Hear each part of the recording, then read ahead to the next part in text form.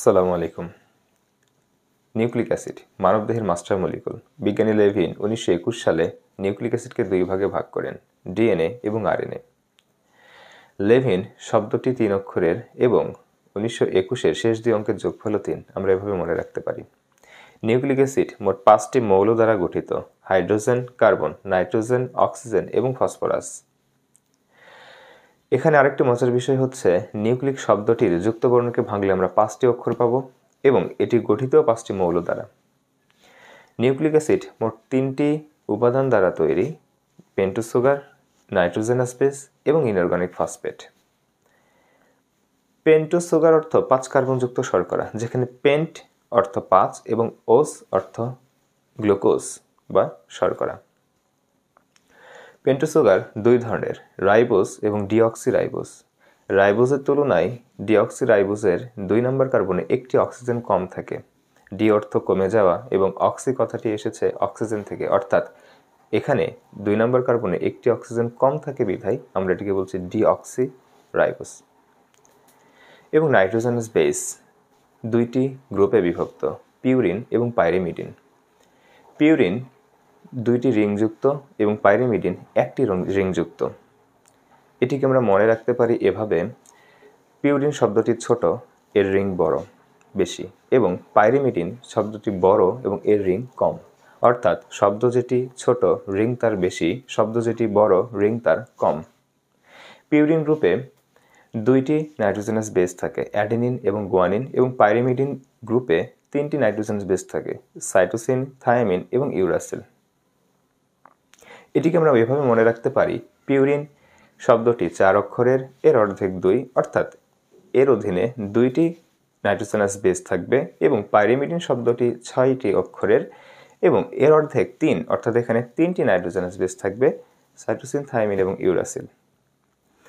অপর আরেকটি হচ্ছে ইনঅর্গানিক ফসফেট বা অজৈব ফসফেট, যার একটি দ্বিযোজী অক্সিজেন, 3টি একযোজী হাইড্রক্সি এবং একটি ফসফরাস মিলে গঠিত হয়।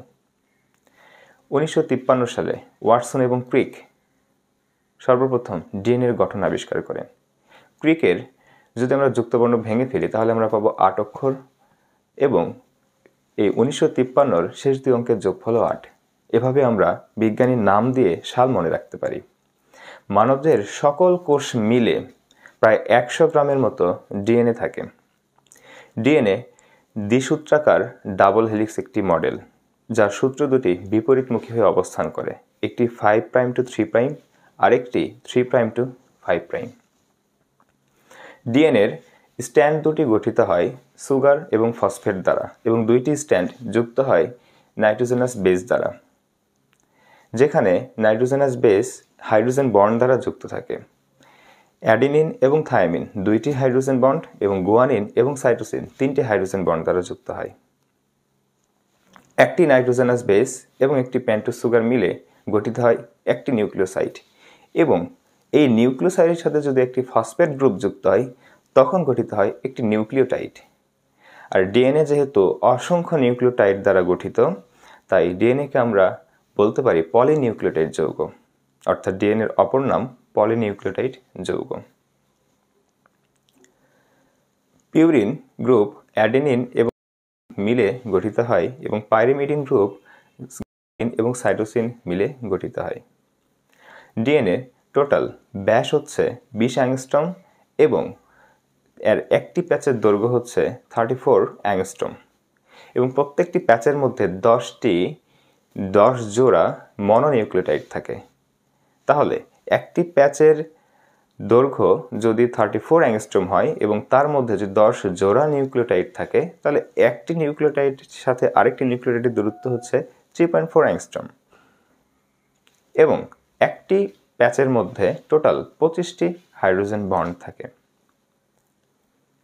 আরএনএ অর্থাৎ রাইবোনিউক্লিক অ্যাসিড, আরএনএ সবচাইতে বেশি থাকে সাইটোপ্লাজমে 90 ভাগ এবং নিউক্লিয়াসে 10 ভাগ, এবং আরএনএ হচ্ছে 1 সূত্রাকার। আরএনএর ক্ষেত্রেও এর একটি সূত্র ফসফরাস, ফসফেট এবং সুগার দ্বারা গঠিত হয়, এবং তার সাথে থাকে নাইট্রোজেন বেস। আমাদের দেহে টোটাল 5 ধরনের আরএনএ থাকে: ট্রান্সফার আরএনএ বা টিআরএনএ, মেসেঞ্জার আরএনএ বা এমআরএনএ, রাইবোজোমাল আরএনএ বা আরআরএনএ, জেনেটিক আরএনএ বা জিআরএনএ এবং মাইনর আরএনএ।